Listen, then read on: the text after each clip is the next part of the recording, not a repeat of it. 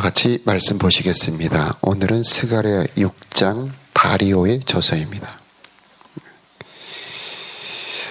먼저 잠깐 배경 설명을 드리면 포로에서 돌아온 유대인들은 성전 건축을 하려고 하는데 방해를 받습니다.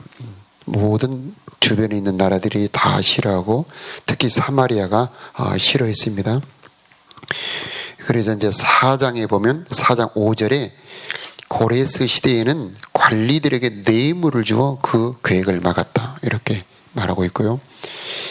자, 왕이 바뀌어서 아하스에로, 그 다음에 아닥사스다 왕들 때는 고발 편지를 왕에게 보내어 공사를 중단하게 했다, 이렇게 방해를 했습니다.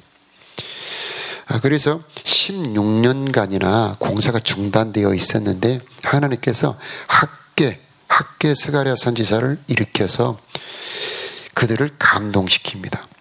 그래서 유다 총독, 당대 총독 스룹바벨과 예수아라고 하는 여호수아의 마음을 감동하고 또 백성들의 마음을 감동시켜서 다시 성전 공사를 시작합니다. 그랬더니 그 당시의 총독 다뜨네와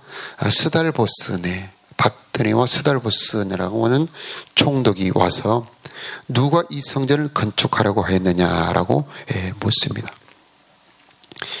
그 전에 총독들은, 관리들은 편지를 보내고, 고발 편지를 보내고 그 편지가 도착하기 전에 공사를 중단시켰는데, 자, 5장, 어제 5장에 보니까 하나님께서 돌보셨으므로 공사가 중단되지 않고 편지가 도착할 때까지 공사를 계속하도록 그 총독 관리들이 허락을 했습니다.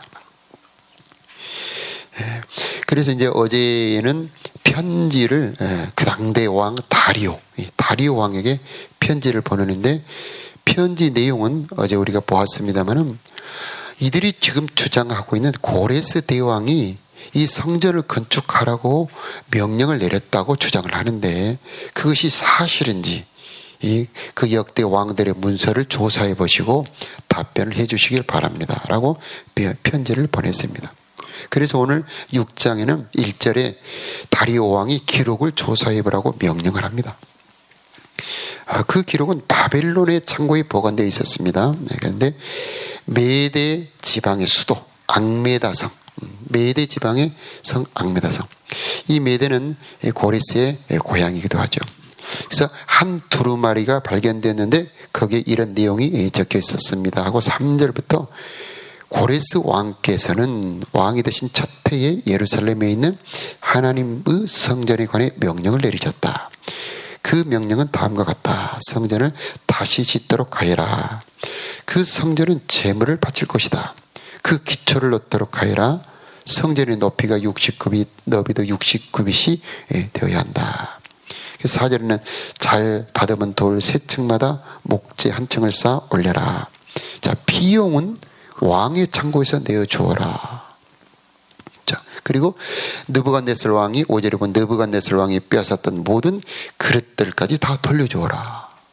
자, 기적이 일어난 거죠. 네.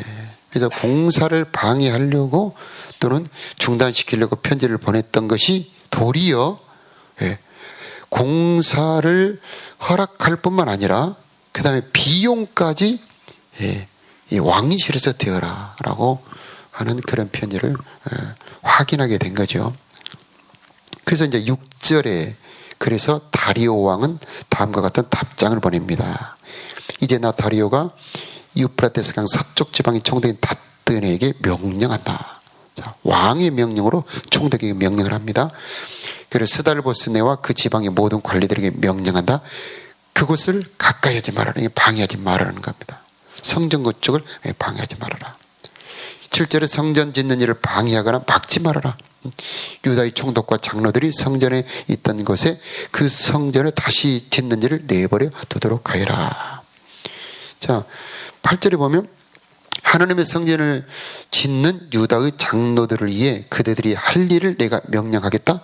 건축에 들어가는 비용은 왕의 창고에서 다 내주어라. 엄청난 대반전이죠. 기적입니다.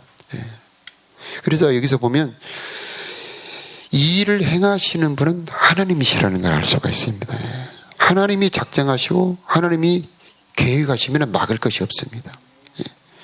다 성전 건축을 찬성하고 좋아하는 사람들은 아무도 없습니다. 성전 건축을 하려고 하는 사람들은 유다의 지도자들 밖에는 없습니다. 그 전에 있던 백성들도 성전 건축을 좋아하지도 않습니다. 그런데 하나님이 하게 하시니까 그 일이 착착 진행이 되는 것입니다. 그래서 비용도 얼마나 만만치 않겠습니까? 우리가 다윗이 얼마나 성전 건축 준비를 했고 솔로몬이 엄청난 그 모든 준비를 해서 건축했던 걸 보면은 성전 건축은 쉬운 일이 아니죠. 지금이야 건축 기술이 발달됐습니다만 그 고대 세계에 성전 건축은 쉬운 일이 아니고 그 비용을 왕실에서 담당한다. 이것은 하나님께서 허락하셨기 때문입니다.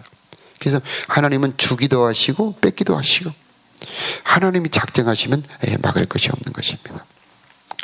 그래서 모든 일을 하나님이 하시는데 하나님께서 모든 일을 이루실 때 우리가 해야 될 일은 무엇일까? 에레미야서 우리가 잘 아는 말씀 33장 2절에 보면 이 일을 행하시는 여호와 그것을 지어 성취하는 여호와 그의 이름을 여호와라 하는 이가 이와 같이 말하노라.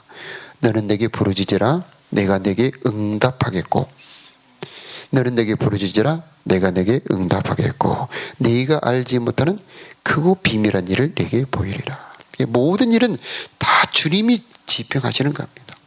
우리가 알지 못하는 것까지 우리가 생각하지도 않았던 것까지 다 하나님이 이루시죠. 참새 한 마리가 참새 두 마리가 한 아스아론에 팔리는 것까지 다 하나님이 주관하고 계시는데 그 우리가 할 일은 무엇이냐?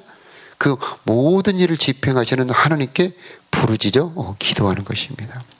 그래서 우리가 하나님께 기도할 때에 하나님이 일하고 계시는 것이죠. 하나님께서 이렇게 말씀하십니다. 에스겔서 36장에 그래도 이스라엘 족속이 이같이 자기들에게 이루어주기를 내게 구하여야 할지니라 이렇게 말씀합니다. 하나님은 다 집행하시지만 우리가 할 일은 기도하는 겁니다. 그때에 하나님이 일하십니다. 그래서 하나님이 찬송을 받으시기까지 그로 쉬지 못하시게 하라. 성도가 기도할 때 하나님은 일하신다는 말씀이시죠. 그 전에 비용은 다 그 유다의 성전을 지으려고 하는 사람들이 다 부담했겠지 않습니까? 그런데 그 편지가 발견된 다음부터는 역전이 일어납니다.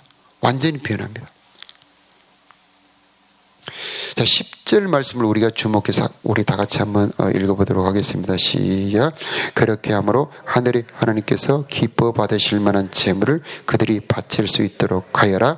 그리고 나와 내 아들들의 생명을 위해 기도할 수 있게 하여라. 아멘. 지금 왕이 기도를 할 수 있도록 성전 건축하라는 겁니다. 여기서 우리는 중요하게 불신자들도 그들이 기도받기를 원한다는 것이죠. 이 전도가 요즘 어려울 때에 전도하는 방법 중에 하나가 기도해 주는 겁니다. 또 그 누구나 신자든 불신자든 자기가 기도받는다는 것을 굉장히 좋아한다는 것을 알 수가 있죠. 그래서 우리는 지금 해야 될 여러 가지 일들이 있지만은 기도가 필요한 사람들에게 기도를 해 주어야 한다는 것입니다. 또 한 가지는 통치자들을 위해 기도하라고 그랬습니다. 로마서에. 그래서 왜 우리가 통치자들을 위해 기도해야 되느냐? 우리가 평안히 살기 위해서. 그래서 권세를 잡은 자들, 나라를 맡은 자들, 큰 힘이 있는 자들을 위해서 우리는 기도를 꼭 해줘야 됩니다. 그러면 그 결과가 우리들에게 돌아오는 거죠. 나라를 위한 기도 빼면 안 되겠죠. 꼭 우리는 나라를 위해서 꼭 기도해야 됩니다. 이 대한민국 하나님이 주신 우리들에게 주신 너무나 축복의 선물입니다. 우리가 어떻게 건국되었는지 아시죠? 재헌국회를 목사님의 기도로 시작했다는 걸 우리가 알 수 있고 애국가를 보십시오. 하나님이 보호하사 우리나라 만세. 이 나라는 하나님의 은총이 흐르고 있는 나라라는 걸 알 수가 있습니다. 그래서 우리는 우리나라에 대한 기도를 빼면 안 됩니다. 유다의 포로들이 나라를 잃었을 때 이 나라의 소중함을 뼈저리게 절렬히 느꼈죠. 예전에 우리도 일제에 나라를 뺏겼던 적 있지 않습니까? 나라를 잃고 만주로 유리방황하던 우리 당대의 젊은이들, 얼마나 나라가 소중한지 뼈저리게 느꼈을 겁니다. 이전에 있던 교회에서 한 80 먹은 분이 노인 친구분들을 한 10명을 데리고 우리 교회 항상 매주 오셨는데, 이분이 고향이 고흥인데 그때 만주로 돌아다니면서 그 일본 사람들이 얼마나 우리를 학대하고 중국 사람들을 학대하는 것을 보면서, 이야, 나라가 이렇게 소중하구나 뼈저리게 느꼈다는 그런 얘기를 아주 여러 번 들었습니다. 우리가 워낙 이제 누리고 사니까 나라가 하는 일을 우리가 잘 모르고 있습니다. 그러나 우리가 나라가 소중한 줄 알고 늘 나라를 위한 기도 빼지 말아야 되겠고요. 우리의 지도자를 위한 기도해야 됩니다. 그래서 꼭 대통령을 위해서 기도하고요. 각계의 지도자들을 위해 기도해야 되고, 또 교회의 지도자, 목사님들을 위해 꼭 기도해야 되고요. 그때의 그 통치의 그 은혜가 우리들의 은혜가 되게 되는 것입니다. 11절과 12절도 중요한 말씀이죠. 이제 다리오가 고레스의 그 명령을 확인하고 난 다음에 선대죠. 그러니까 16, 7년 전에 그 선대 왕의 명령을 확인하고 난 다음에 당대 왕인 다리오가 이제 거기에다 명령을 덧붙입니다. 확인하죠. 비준을 합니다. 인정을 합니다. 그러면서 이 명령을 11절에 보면 변조하지 말아라. 그 집에서 들보를 만일에 변조한다면 그 집에서 들보를 빼내고 그 위에 매달게 하고 그 집은 이로 말미암아 거름더미가 되게 하라. 즉 성전 건축을 방해하는 사람은 가만두지 말아라는 얘기죠. 12절에도 보면 예루살렘 성전을 헌다면 그 이름을 두신 하나님이 그들을 멸하기를 원하더라. 엄하게 성전 건축 방해를 금지하고 있고요. 그 명령을 변조하는 것을 금지하고 있습니다. 자, 오늘 말씀에서 가장 중요한 것은요, 이 선대왕 고레스의 명령을 기록한 문서를 찾아냈다는 겁니다. 고레스의 명령이 기록돼서 확인이 되는 순간에 모든 상황이 역전이 되어버립니다. 그 문서를 발견한 순간 성전 건축을 방해할 자는 아무도 없게 되는 것입니다. 이 기록된 왕의 문서는 권세가 있습니다. 취소될 수도 없고 변경될 수도 없죠. 그대로 집행을 해야 됩니다. 성전 건축을 하라는 고레스의 명령, 그 모든 그릇을 내주라는 명령, 왕실에서 경비를 내라는 그 모든 세부 조항, 성전 건축의 그 크기까지 자세히 기록된 이 문서는 이제 마음껏 성전을 건축을 할 수 있도록 그들에게 힘과 용기를 실어주죠. 그런데 이제 그게 발견이 되지 않는 겁니다. 그 기록이 발견이 되지 않았어요. 그런데 메대도 앙메다 궁에서 발견이 된 겁니다. 그래서 그 문서를 찾아냈죠. 온 페르시아를 뒤지면서 그 전에 왕의 문서가 있는지를 찾아냈겠죠. 그래서 드디어 메대도 앙메다 궁에서 그 문서가 발견이 되었던 겁니다. 이렇듯 고레스의 문서가 발견됨으로 그 모든 상황이 반전되었는데, 고레스 왕의 명령서보다 더 강력한, 더 권세가 있는 명령이 있는데 그게 바로 성경입니다. 성경은 고레스 왕하고 비교할 수 없죠. 우리 아버지 하나님 그리고 예수 그리스도는 만왕의 왕이시고 만주의 주가 되십니다. 그분의 입에서 나온 말씀은 능력이 있고요. 하나님의 입에서 나온 말씀은 권세가 있습니다. 반드시 성취되게 되어 있죠. 그런데 그 말씀을 발견하지 못하기 때문에 또 우리가 성경을 보아도 이 성경에 어떤 권세가 있는지를 잘 모르기 때문에 이 말씀을 우리가 누리지 못하고 살고 있는 것입니다. 이 성경에는 능력이 있습니다.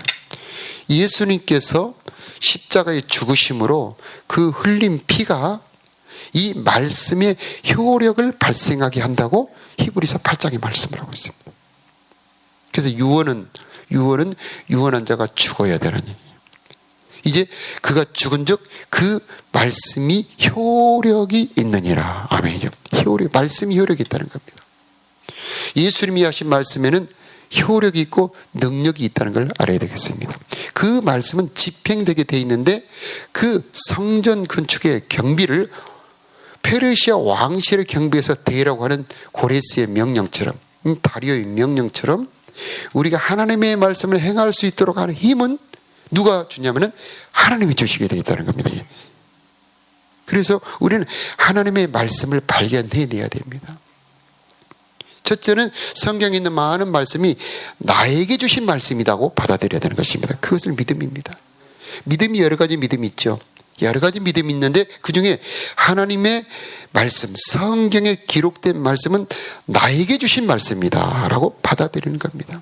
갈라디아서에 보니까 아브라함에게 주신 축복은 예수 그리스도로 말미암아 이제 나의 축복이 되었다는 것입니다. 아브라함의 복이 내 복이 되었다. 그래서 창세기를 읽을 때 15장의 말씀, 17장의 말씀, 22장의 말씀, 이 모든 말씀들이 이제는 내 말씀이 된 것입니다. 아브라함아, 내가 너의 상급이요 내가 너의 방패다. 이렇게 이 말씀이 내 말씀이 되는 겁니다. 너의 후손들을 하늘의 별처럼 바다의 모래처럼 번성케 하리라. 내가 너를 반드시 복주고 복주리라. 이 말씀이 이제 내 말씀이 되는 겁니다. 그때에 내 말씀으로 믿어질 때 믿음대로 역사하신 하나님께서 그 믿음대로 이루어주시는 것입니다. 그래서 우리는 말씀을 발견해내야 된다. 그리고 우리는 매일 성경을 읽을 때마다 또 지나간 매일 성경들 많이 있죠.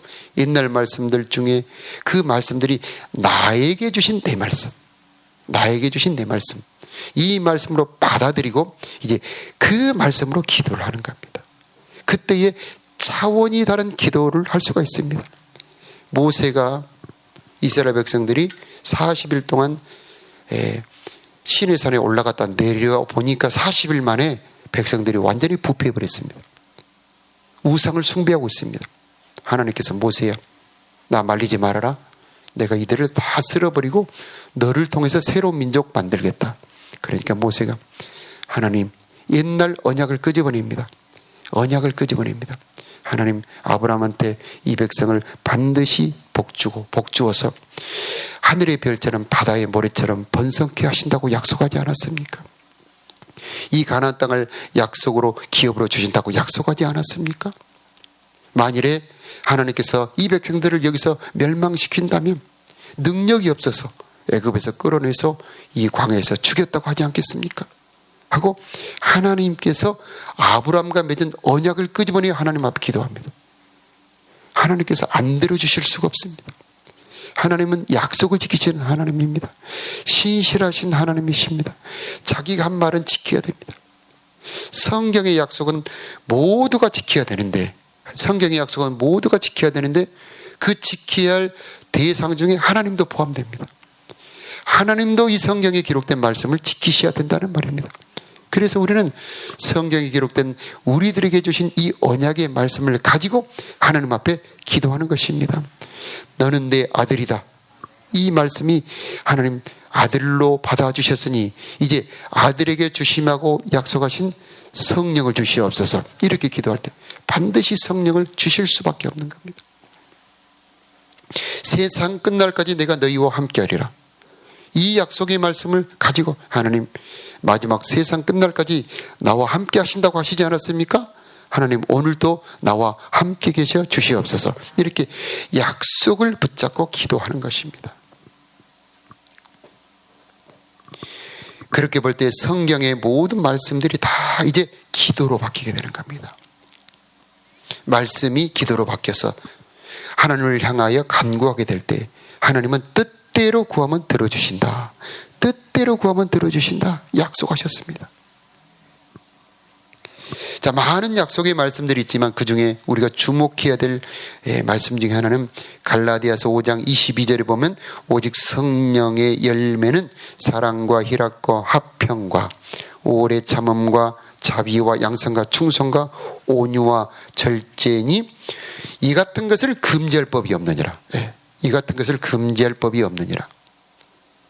예루살렘의 성전 건축을 금지할 법이 없어져요. 이제는 총독들도 다른 나라 사람들도 그 관리들도 이 성전 건축을 막고 싶은데 최고 높은 나라의 왕의 명령으로, 왕의 법으로 성전 건축을 허락하여라, 성전 건축을 막지 말아라 하고 명령을 내려버리면 이제는 그 아무도 성전 건축을 막을 수가 없죠. 그런데 성령의 9가지의 열매를 맺게 하는데 막을 것이 없다는 것입니다. 그러므로 우리는 성령의 열매를 맺을 수 있는 사람들이 된 것입니다. 그리고 성령의 열매를 맺는 것이 내 힘으로 되는 것이 아니고 왕실에서 경비를 내는 것처럼 하나님의 능력으로 열매를 맺게 되는 것입니다. 이 9가지 열매가. 기도도 내 힘으로 하는 것이 아니고 하나님의 힘으로 하는 것입니다. 내 삶에서 모든 것들을 하나님의 도우심을 하는 것입니다. 이것이 신앙생활의 비결입니다. 십자가에서 다 이루었다고 말씀하셨지 않습니까? 주님께서는 이미 다 준비해 놓고 계시는 겁니다. 그러므로 이제는 다 이루었다고 하신 것을 내가 누릴 수 있도록 하는 것이 기도예요. 그러므로 우리의 기도가 이제 더 풍성해져야 되겠고 더 강하고 담대하게 구하여서 우리의 삶에 하나님의 열매가 풍성하게 맺어지는 그런 삶이 되시기를 바랍니다. 다 같이 기도하겠습니다.